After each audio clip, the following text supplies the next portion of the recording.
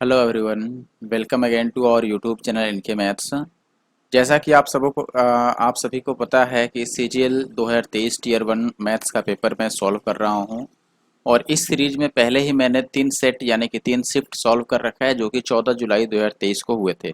First, second and third shift मैंने already solve कर रखा है।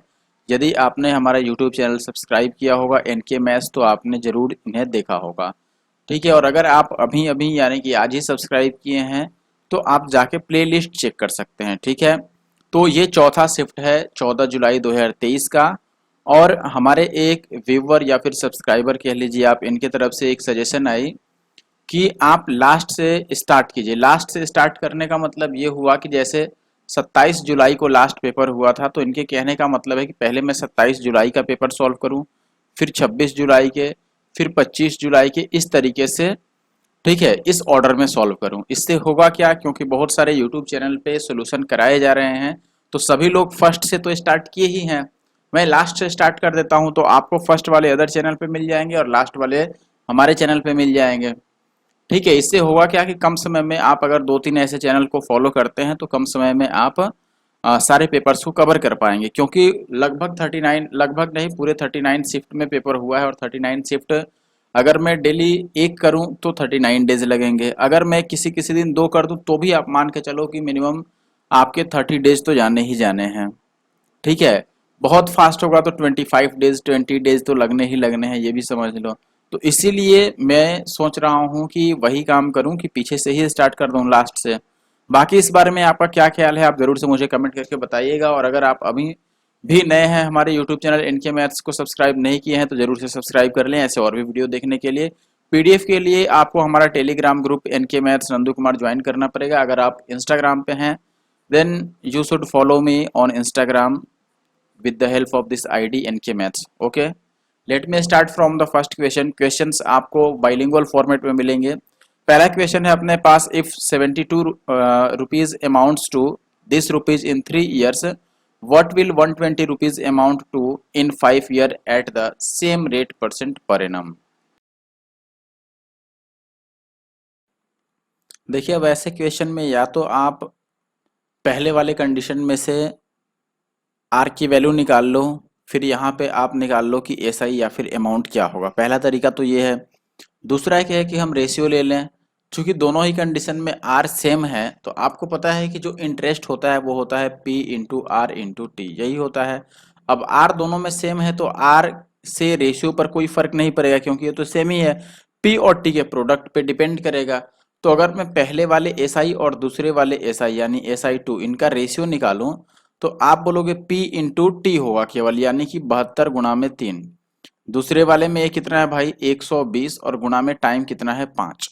अब अगर मैं इनको काटने चलूं, तो आप देखोगे कि ये 24 यहाँ 72 और 24 बचे 120, यानी कि ये 9 होगा, तो ये 5 बचे 25 होगा। और पहला वाला SI है कितना, 72 रुपए, अगर 104 रुपए बन गए तो कितने बढ़ गए, 28 और 4 32.4 बढ़ा है। तो ये कितनी बार में जा रहा है, देखो 9 तिया 27 और 9 छक्के 54, 3.6 टाइम्स जा रहा है। तो इसको भी 3.6 से मल्टीप्लाई कर दो। 25 छक्के 150 और 25 तिया 75 और 15 90 हो गया, यानी 90 रुपए का इंटरेस्ट मिलेगा। तो टोटल यहाँ पर अमाउंट कितना होगा, 120 तो पैसे रुपए ही थे, इसमें 90 का इंटरेस्ट मिल जाएगा, तो 210 बन जाएगा। ठीक है। बाकी आप यहाँ पर आर की वैल्यू निकाल के भी कर सकते थे इसको। दूसरा क्वेश्चन जो है अपने पास, इसमें ये कह रहा है कि a man takes 15 minutes to row 16 kilometre down. दूसरा जो पर्सन है, अच्छा सॉरी, इसी में ये बोल रहा है कि which is 25% less than the time he takes to row the same distance upstream. ठीक है। How many kilometres he can the man row in an hour in still water. अच्छा, यहाँ पर एक चीज समझिए, ये कह रहा है कि व्यक्ति स्थिर जल में 1 घंटे में कितने किलोमीटर नाव चला सकता है। 1 घंटे में जितना डिस्टेंस कवर करेगा वो तो स्पीड हो गया। यानी आपसे स्टिल वाटर में बोट की स्पीड पूछी है कि कितनी रही होगी। ठीक है। और इसका फॉर्मूला क्या होता है, up stream plus down stream by 2। ठीक है। यानी धारा की दिशा में चाल प्लस धारा के विपरीत दिशा में चाल बटा 2। तो यहाँ पर देखो, सबसे पहले अगर मैं बात करूं कि धारा की दिशा में चलने पर उसे 15 मिनट लगते हैं, तो धारा की विपरीत दिशा में चलने पर कितना टाइम लग रहा होगा? ये 15 मिनट तो 25% कम है। देखो 15 जो है 25% कम है, और 25% कम का मतलब 75 है, तो 100 पे कितना बनेगा? ये हो गया आपके अप स्ट्रीम में कितना टाइम लगा होगा, ठीक है। यानी कि उल्टा दिशा में टाइम कितना लगेगा? 15 पीछे 75 और 5 से 20 पच्चीस 100, यानी कि 20 मिनट लगेगा। अब ये स्पीड निकाल दो। अप स्ट्रीम में स्पीड स्पीड होता है दूरी और बटा में समय, यानी डिस्टेंस बाई टाइम। तो डिस्टेंस कितना चला? 16 किलोमीटर। अपॉन टाइम कितना लगा भाई? 15 मिनट। डाउन स्ट्रीम मैं लिख रहा हूं, 15 मिनट है तो घंटा में बदलने के लिए 60 से गुना कर दो ऊपर, ठीक है। और फिर डाउन स्ट्रीम में भी आप लिखोगे 16, या फिर अप स्ट्रीम जो आप मान लो। और यहाँ पर टाइम कितना लगना है? 20 मिनट, और इसको भी 60 से मल्टीप्लाई कर दो और बाई 2, यही आएगा ओवरऑल। तो ये 15 चौके 60, ये 20 तिया 60, तो ये 16 गुना में 4 और 3 7/2 आएगा। 2 अट्ठे 16, तो 8 सत्ते 56, ठीक है, यानी कि चौथा ऑप्शन। आगे बढ़ते हैं। अगले प्रश्न में कह रहा है कि पाइप ए एक खाली टैंक को 18 घंटे में भर सकता है, बी उसे 24 घंटे में भर सकता है, दोनों एक साथ खोल दिया जाए तो कितना टाइम लगेगा? देखो ए 18 घंटे और बी जो है ये 24 घंटे। एलसीएम जो लोगे तो मान लो यहाँ पर 6 तो रहेगा ही, बस 3 एक्स्ट्रा होगा और यहाँ 4 एक्स्ट्रा होगा, ठीक है। यानी कि 72 एलसीएम हो गया, यानी कि 72 लीटर कैपेसिटी हो गई। अब देखो ये 18 चौके 72 और 24 तिया 72, तो टोटल टाइम जो निकलता है, time is equal to work upon efficiency. Work कितना है? 72 यूनिट। एफिशिएंसी चूंकि दोनों काम कर रहे हैं, दोनों की एफिशिएंसी को जोड़ देंगे, 4 और 3 7, तो ये 7 दहा 70 और 2/7 आएगा, ठीक है। 10 2/7, ऑप्शन तीसरा सही है। आगे कह रहा है कि ज्ञानेंद्र और अरविंद की आयु का जो अनुपात है वो 6:5 है, आयु का योग 55 है, तो अब से 7 वर्ष बाद उनकी आयु का अनुपात क्या होगा? देखो यहाँ पर अगर योग निकालो तो 6 और 5 11 बन रहा है, लेकिन सवाल में ये कितना है? 55। तो एक की वैल्यू कितनी हो गई? 11 पचे 55, यानी कि 5 वर्ष। तो ये जो 6 है वो 6 पचे 30 वर्ष का है, और जो 5 है वो 5 पचे 25 वर्ष का है। और 7 वर्ष बाद अब से 7 वर्ष बाद उनकी आयु का अनुपात, तो ये 7 बढ़ जाएगा और ये भी 7 बढ़ जाएगा, तो ये हो जाएगा 37, और वो 25 और 7 हो जाएगा 32। तो 37 और 32 का रेशियो बनेगा 7 साल बाद। अगला प्रश्न कह रहा है कि एक निश्चित काम को करने में अजय और भरत एकांतर दिनों में, यानी कि अल्टरनेट डेज में काम करते हैं, जिसमें भरत पहले दिन काम करता है। अजय 32 दिनों में अकेला काम पूरा कर सकता था। कार्य ठीक 8 दिनों में पूरा हो जाता है। भरत अकेला उस कार्य का 7 गुना कितने समय में पूरा कर पाएगा? अच्छा, अब थोड़ा ध्यान से इसको समझिए। मान लो मैंने ये बोला कि अजय जो है वो 32 दिनों में काम कर सकता है। अजय चूंकि पूरा काम 32 दिनों में करेगा, तो अजय प्रत्येक दिन कितना काम करेगा, यानी कि डेली वो कितना काम करेगा? प्रत्येक दिन का काम जो इसका हो गया, या फिर जिसको आप एफिशिएंसी बोलते हो, क्षमता, वो होगा 1/32। 32 दिनों में पूरा काम खत्म कर दिया, यानी कि डेली 1/32 काम किया, तभी तो 32 दिन में पूरा काम करेगा। अच्छा, अब देखो ये काम कितने दिन तक चला है? 8 दिनों तक। अब चूंकि ये अल्टरनेट डेज पे काम करते हैं, तो 8 दिन में 4 दिन तो अजय किया होगा और बाकी के 4 दिन भरत काम किया होगा। तो ये चूंकि एक दिन में 1/32 काम करता है, तो ये 4 दिन में कितना काम किया होगा? 4 डेज में ये किया होगा 4/32, यानी कि 1/8 किया होगा। 1/8 का मतलब क्या हुआ? 1/8 का मतलब हुआ कि अगर टोटल वर्क 8 था, तो उसमें से एक काम किसने कर दिया? अजय ने, ठीक है। अब अगर 8 में से एक काम अजय ने किया, तो रिमेनिंग वर्क कितना बच गया? 8 में से एक को छोड़ दो तो 7/8 काम बच गया। और ये काम किसने किया है भाई? ये काम किया है भरत ने। कितने दिन में काम किया है ये भाई?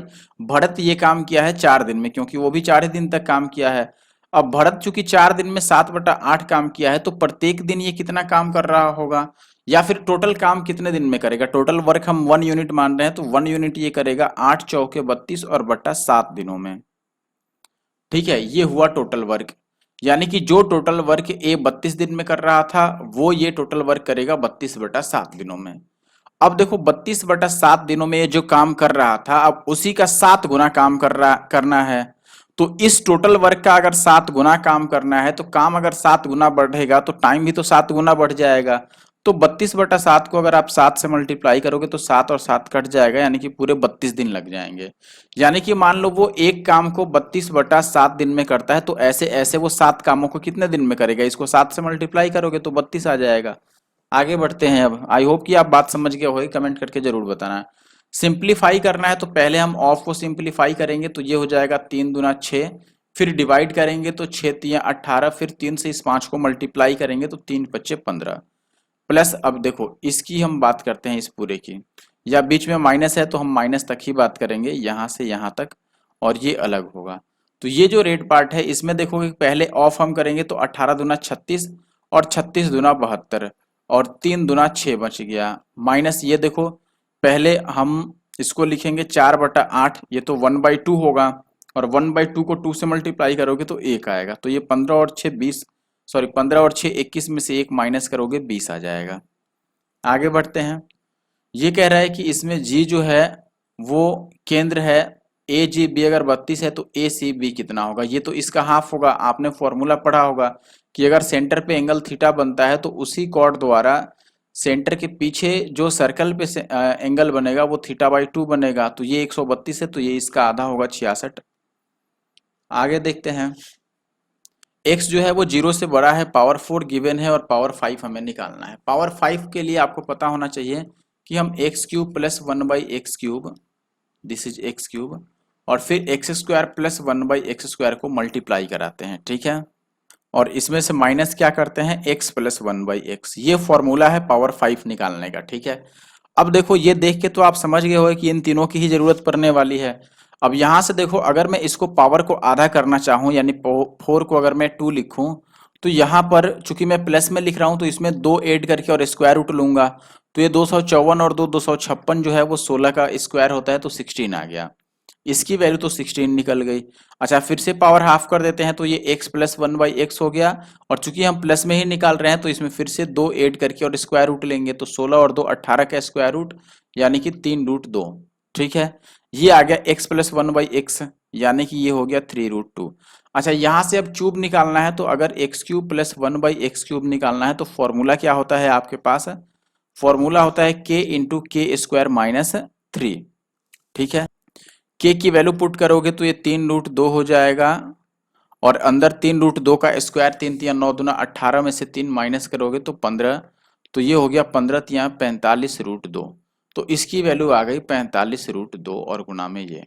अच्छा अब देखो अगर मैं 3√2 को कॉमन ले लूं तो कोई दिक्कत नहीं होना चाहिए, 3√2 में जैसे ही कॉमन लूंगा तो ये हो जाएगा 15 गुना में 16, ठीक है। तो 15 गुना में 16 का मतलब 30 गुना में 8, तो ये 240 हो गया और माइनस का ये 3, ठीक है। सॉरी माइनस का 1 होगा, ये 3 थोड़ी होगा, क्योंकि सॉरी 3√2 तो हमने कॉमन ही ले लिया है तो 1 बचेगा, तो ये 3√2 और गुना में 239 आ गया। मल्टीप्लाई कर लो, 3 में 27 और 3 तियां 9 और 2 11, देखो लास्ट में 1 और 7 दूसरे ऑप्शन में है तो दूसरा सही हुआ। बाकी आप पूरा मल्टीप्लाई तो कर ही सकते हैं। यदि एक वस्तु के विक्रय मूल्य में 324 बढ़ा दिया जाए तो 16% हानि के बदले में 20% लाभ होगा, तो क्रय मूल्य क्या है। अच्छा बताओ, देखो मान लो 100 रुपये सीपी था, अब इसमें 16% पहले लॉस होता था, इसका मतलब 84 में बेचा जाता था, अभी 20% लाभ चाहिए यानी कि 120 में बेचना पड़ेगा उसे। तो डिफरेंस कितना आ गया इनका, आप बोलोगे 16 और 20 36 का, लेकिन सवाल में कितना रुपया बढ़ा है भाई, 324 रुपये, और हमें 100 की वैल्यू अब बतानी है। तो इसको अगर काटोगे तो मान लो 12 से अगर मैं काटूं तो ये 12 दूना 24 और 12 सत्ते 84 और ये 12 तियां 36, 3 में 27, 1 की वैल्यू अगर 9 आ गई तो 100 की वैल्यू कितनी हो जाएगी, 900, ठीक है। ऑप्शन थर्ड सही उत्तर है। अगले प्रश्न में कह रहा है कि sec + tan 5 है तो sec किसके बराबर होगा। sec + tan अगर दिया हुआ है तो हम sec theta minus tan theta लिख सकते हैं, और ये कितना लिखेंगे 1/5।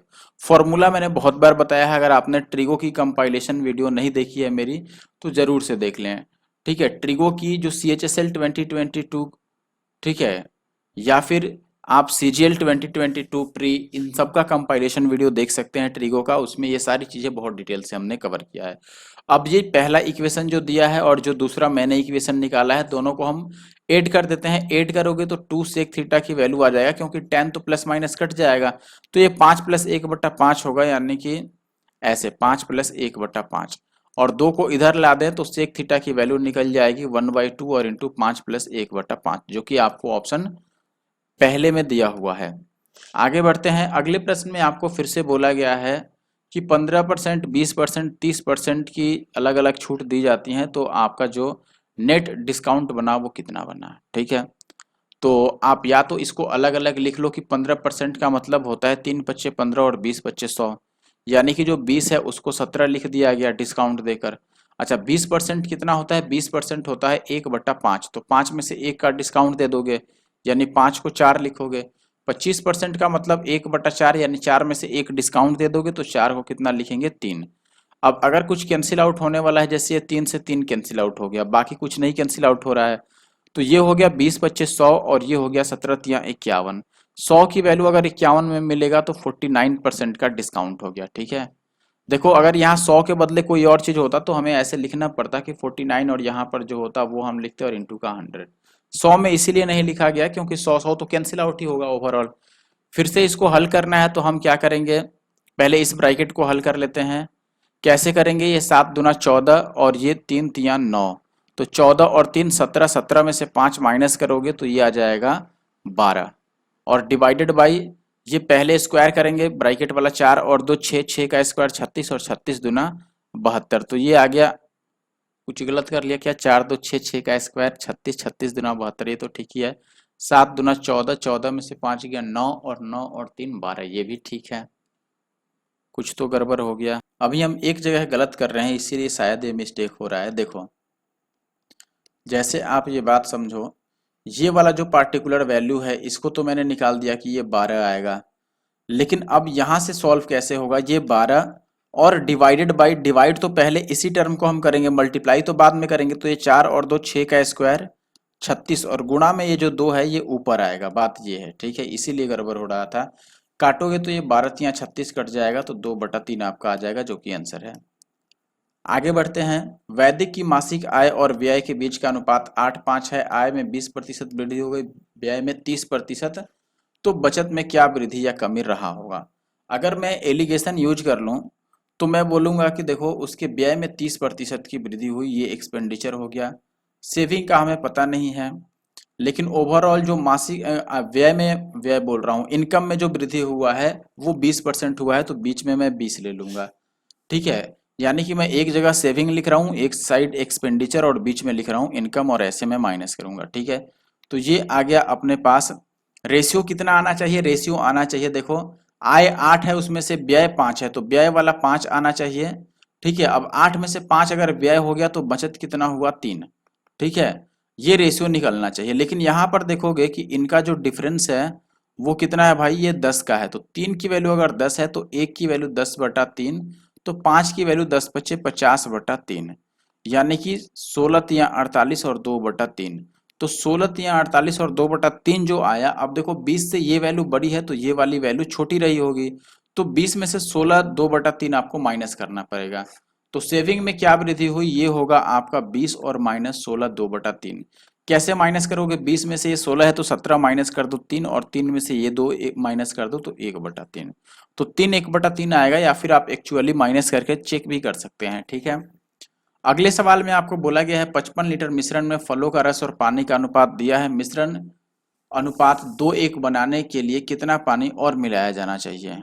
देखो, अगर आपने पहले मेरी एलिगेशन या मिक्सचर की वीडियो देखी होगी तो आपको ये चीज़ जरूर याद होगा कि जब भी किसी चीज़ को मिलाया जाता है किसी मिक्सचर में या फिर निकाला जाता है, तो ऐसे केस में मैं कांस्टेंट रेशियो बराबर रखता हूँ। जैसे मान लो पहले से 55 लीटर था तो मैं लिख दिया 55, गुणा में इसमें कांस्टेंट क्या है? दोबारा वापस से पानी मिलाया जा रहा है, कितना पानी मिलाया जाए, यानी कि पानी मिलाया जा रहा है तो रस कांस्टेंट हो गया। अब 4:1 में रस जो था वो कांस्टेंट था, तो मैं लिख लूंगा 4 कांस्टेंट था, टोटल 4 और 1 5 में से, यानी रस था 4 यूनिट, टोटल 5 में से। यहाँ पर देखो रस कितना था? 2 यूनिट, टोटल 3 में से। अब इसको कैलकुलेट कर लो तो ये 55 गुना में 4/5 और गुना में 3/2, यही आएगा।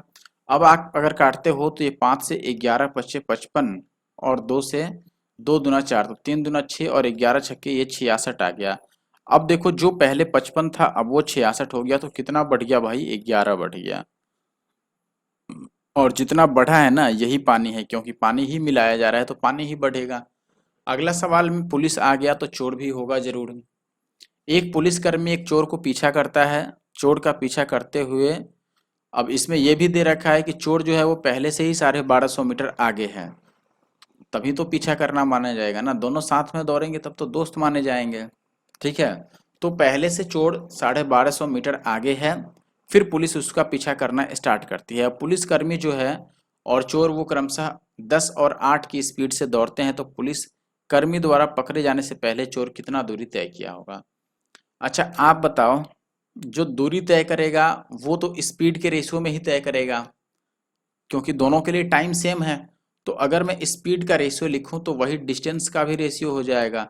तो डिस्टेंस देखो, अगर मैं पुलिस की बात करूं और थिफ की, तो पुलिस की स्पीड 10 की है, ठीक है, और थिफ की स्पीड 8 की है। या फिर इसको आप 5 और 4 बोल सकते हो, पुलिस की स्पीड और थिफ की स्पीड को। अब देखो पुलिस का स्पीड इसमें कितना ज़्यादा है, तो जो स्पीड का रेशियो है वही डिस्टेंस का रेशियो है, यानी कि पुलिस को अगर 5 किलोमीटर चलना पड़ा तो चोर को 4 ही किलोमीटर चलना पड़ेगा। तो बताओ पुलिस को चोर से कितना ज़्यादा चलना पड़ा, एक, लेकिन प्रश्न में उसको 1250 आगे है तो 1250 मीटर ज़्यादा चलना होगा। ठीक है, एक की वैल्यू इतनी है, तो आपको किसकी चाहिए भाई इसमें, इसमें बताना है चोर द्वारा। तो चोर की वैल्यू 4 है, तो 4 की वैल्यू कितनी आ जाएगी, 0 के 0, 5 चौके 20 के 0, 12 चौके 48 और 2 50। तो 5000 मीटर का मतलब 5 किलोमीटर है, तो 5 किलोमीटर चोर ने तय किया होगा दूरी। अब ये क्वेश्चन देखिए, आपको सेक प्लस कॉस दिया हुआ है और sec square plus cos square पूछा जा रहा है। अच्छा बताओ, इस सेक को मैं अगर सेक ही लिखूं और कॉस को 1/सेक लिखूं तो कोई परेशानी नहीं है, क्योंकि कॉस तो सेक का रेसिप्रोकल है, तो कॉस के बदले में मैं 1/सेक लिख ही सकता हूं। और यही चीज यहां पर कर देता हूं, ये देखो ये सेक का स्क्वायर है और प्लस कॉस स्क्वायर को 1/ हम सेक स्क्वायर लिख सकते हैं, और यही पूछा गया है। अब ये देख के आपको एक चीज समझ आ रही होगी कि अगर मैं सेक को ए मानता तो ये a प्लस 1/a 32 हो गया, और हमसे ए स्क्वायर और प्लस 1/a स्क्वायर पूछा जा रहा है। ठीक है, और इसका फॉर्मूला आप बचपन से पढ़ते आ रहे हो कि ये के स्क्वायर माइनस 2 होता है।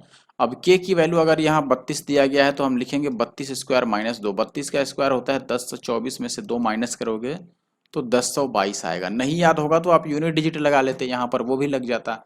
अगले प्रश्न में एबीसी अकेले अकेले काम करते हुए इतने इतने दिन में कर सकते हैं, 4 दिन एक साथ मिलकर काम करें तो कितना काम शेष बचेगा। देखो पहला व्यक्ति 12 दिन में, दूसरा 15 दिन में और तीसरा 20 दिन में काम खत्म करता है। तो टोटल काम कितना हो गया जो इनका एलसीएम आएगा, यानी कि मान लो मैं 60 लिख लूं तो 20 और 15 का काम हो जाएगा और 12 का भी हो जाएगा। तो टोटल वर्क मैं मानता हूं 60, तो 12 25 60, 15 चौके 60 और 20 तिया 60, ये एफिशिएंसी का रेशियो आ गया। अब बताओ, ये कह रहा है कि अगर ये 4 दिन तक मिलके काम करें, ये एक दिन में कितना काम करेंगे, 1 डे में। बताओ, आप बोलोगे 5 और 4 9, 9 और 3 12 यूनिट ये एक दिन में काम करेंगे, और चूंकि ये 4 दिन काम करेंगे साथ में, तो ये 4 टाइम्स हो रहा है तो ये भी 4 टाइम्स होगा, यानी 12 चौके 48 यूनिट का काम तो यही कर देंगे। अब शेष कितना बचा, अगर 48 ये कर दिए तो 12 शेष बचा, तो कितना रिमेनिंग रह गया, 12 रह गया। टोटल कितने में से, 60 में से 12 25 60, यानी कि 1/5 रह गया, और 5 में से उन्होंने कितना काम कर दिया है, 4 काम कर दिया है। अगले सवाल की बात करें तो 1998 में PQR में निर्मित मिठाइयों और उसी वर्ष STU में निर्मित मिठाइयों का अनुपात क्या था। अच्छा बताओ, PQR पहले काउंट कर लो 1998 में, ये 1998 है, ये P है, ये Q है, ये R है। अगर ऐड करोगे तो ये आ जाएगा आपका 8 ही रह जाएगा, ये 5 और 4 9 और 7 16 का 6, और फिर ये 1 और 2 3 और 1 4 और 1 5, 568 आ गया। अच्छा दूसरी तरफ कह रहा है STU बताइए उसी साल में, तो ये STU हो गया, ये हो गया 2 और 7 9, और ये 9 और 7 16, 16 और 3 19, बच गया 1, तो ये 3 और 1 4, ये 499 हो गया ओवरऑल। तो ये रेशियो ही तो पूछ रहा था, रेशियो यही आ गया आपका 568 और 499। अगला प्रश्न जो है इसको सरल करना है, sine cube plus cos cube by sine cube और प्लस कॉस क्यूब। फॉर्मूला अगर आपको याद है sine cube plus cos cube का तो इजिली हम बना सकते हैं। ठीक है, देखिए अगर आपको A cube plus B cube का फॉर्मूला याद है कि ये ए प्लस बी और इंटू का A square plus B square minus A B होता है, तो आप यहाँ अप्लाई कर दें ए प्लस बी, यानी कि आप बोलते कि sine alpha plus cos alpha, ठीक है, और इंटू का A square plus B square यानी sine square plus cos square, वो तो 1 हो जाएगा, और माइनस ए बी, तो माइनस इन दोनों का प्रोडक्ट तो ये कितना हो जाएगा आपका साइन और इनटू का कॉस, यही आएगा। अब देखो इसको डिवाइड करना था हमको किससे, sine alpha plus cos alpha से। तो अगर मैं sine alpha plus cos alpha लिख लूं तो इससे ये चीज तो कट जाएगा, ये बचेगा 1 माइनस साइन अल्फा और इनटू का कॉस अल्फा, जो कि ऑप्शन पहले में है। ठीक है, अभी भी मैं कह रहा हूं कि अगर आपने हमारा यूट्यूब चैनल एनके मैथ्स नहीं सब्सक्राइब किया है तो सब्सक्राइब कर लें, ताकि ऐसे वीडियो आपसे मिस ना हो और सारे वीडियो जो हैं वो टाइम पर आपको मिलती रहें। अगले क्वेश्चन में कह रहा है कि sales of cycles in 1000 number from 4 different companies in 2018। ठीक है, अब ये कह रहा है कि साइकिलों की बिक्री, एक मिनट, बिक्री कितनी है यही पूछा गया है ना इसमें। ठीक है, बिक्री कितनी है 2018 के लिए सभी कंपनियों का औसत बिक्री कितनी है ये बताना है। अब देखिए आपको इजीली विजिबल हो इसीलिए मैंने सबके वैल्यू यहाँ पर लिख दिया है। अब अगर इनका एवरेज निकालना है तो एवरेज का मतलब होता है इनका टोटल सम यानी योगफल और अपॉन इनका नंबर यानी कि ये कितने हैं। तो देखो ऐड करोगे 25 और 55 को तो ये आ जाएगा 80 और 7 8 7 15 150 और 30, ये हो गया 180। और कितने हैं 2 और 2 4, 4 से काटोगे 45 बार में कट जाएगा यानी 45,000। तो दूसरा ऑप्शन होगा। ठीक है, 45 भले ही आ रहा हो लेकिन क्वेश्चन के हिसाब से हजार में बोलना है। एक वृत्त एक 14 सेंटीमीटर लंबी जीवा वृत्त के केंद्र से 24 सेंटीमीटर की दूरी पर है। वृत्त की त्रिज्या की लंबाई ज्ञात करनी है। मान लो ये हो गया सर्कल, इसमें 14 सेंटीमीटर लंबी एक ये कॉर्ड हो गया 14 सेंटीमीटर। ठीक है, वृत्त के केंद्र से ये 24 सेंटीमीटर की दूरी पर है। ठीक है, यानी कि ये जो दूरी है ये 24 हो गया तो ये 7 हो गया, तो ये कितना हो जाएगा 25। 7 24 25 का ट्रिपलेट याद होगा। अदरवाइज आप ये फॉर्मूला अप्लाई कर पाओगे पाइथागोरस, जिसमें आप डायरेक्ट 24 स्क्वायर और प्लस 7 स्क्वायर से भी निकाल सकते थे। ठीक है, अगले सवाल में रानू आ गई, मंडल बस नहीं आई। तो 12 सेंटीमीटर व्यास और 21 सेंटीमीटर ऊंचाई वाले बेलनाकार बोतल है। अच्छा, बोतल में स्कूल में पानी ले जाती है। ठीक है, ले जाने दीजिए। उस पानी की मात्रा निर्धारित कीजिए जो वह बोतल में ले जा सकती है। तो ओवरऑल बोतल की हमें कैपेसिटी बतानी है। बोतल कैसा होता है, बेलनाकार, तो बेलन की कैपेसिटी होती है पाई आर स्क्वायर एच। पाई की जगह 22/7 रख लेना है। आर स्क्वायर, अब इसमें आर जो है वो 12 सेंटीमीटर व्यास है तो रेडियस 6 हो जाएगा, 6 का स्क्वायर 36 और इंटू एच जो है वो है 21। सबको काट पीट के आंसर निकाल लेना है। तो ये 7 से कटेगा, 7 तियां 21, तो ये 22 गुना में 36 तियां 108। ठीक है, तो 108 दुना कितना हो गया 216 गुना में 11, तो ये 6 का 6 आ जाएगा, 6 और 1 7 आ जाएगा, 2 और 1 3 आ जाएगा और 2, तो 2376 आ रहा है जो कि इस ऑप्शन में है। बाकी आप यहाँ से यूनिट डिजिट भी निकाल सकते थे, 2 और 8 को मल्टीप्लाई करते 8 दूना 16, लास्ट में जिसके 6 होता वो आंसर हो जाता। अगले सवाल में आपको बोला गया है कि ये दोनों जो सर्कल हैं, सॉरी सर्कल बोल रहे हैं, ट्रेंगल हैं, ये कॉन्ग्रुएंट हैं, तो X sorry M plus X plus P की वैल्यू बतानी है। M plus X plus P. ठीक है, अच्छा बताओ, चूंकि ये कॉन्ग्रुएंट है एक्स वाई जेड और एल एम और आर, तो एक्स वाई जो साइड है वो एल एम के बराबर है। देखो एक्स वाई जो है ये एल एम के बराबर है। ऐसे ही अगर मैं वाई जेड को निकालूं तो ये एम आर के बराबर है, और अगर मैं एक्स जेड को निकालूं तो ये एल आर के बराबर है। ठीक है, मतलब कि मैं जैसे इसको बराबर मान लिया, फिर इसको और फिर इसको। ठीक है, अब यहां पर समझिए आप, चूंकि एक्स वाई और एल एम बराबर है तो एक्स वाई कितना दे रखा है 2m+1।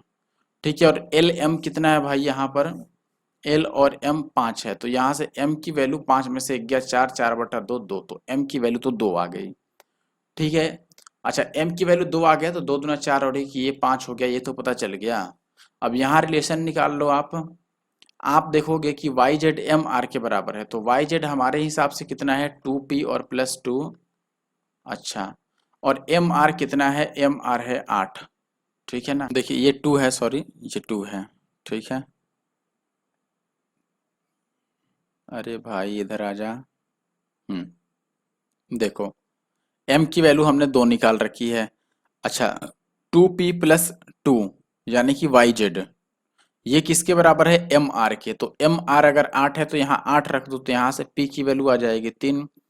अब देखो तीसरे का यूज कर लो, इसका यूज कर लिया, इसका यूज कर लिया, तीसरा का यूज करो। तीसरे में क्या है आपका एक्स जेड, एक्स से जेड तक, एक्स से जेड का मतलब 7, ये किसके बराबर होना चाहिए, एल आर, एल से आर यानी 2x-1 के बराबर। तो ये 2x-1, तो x की वैल्यू यहाँ से 4 आ गई।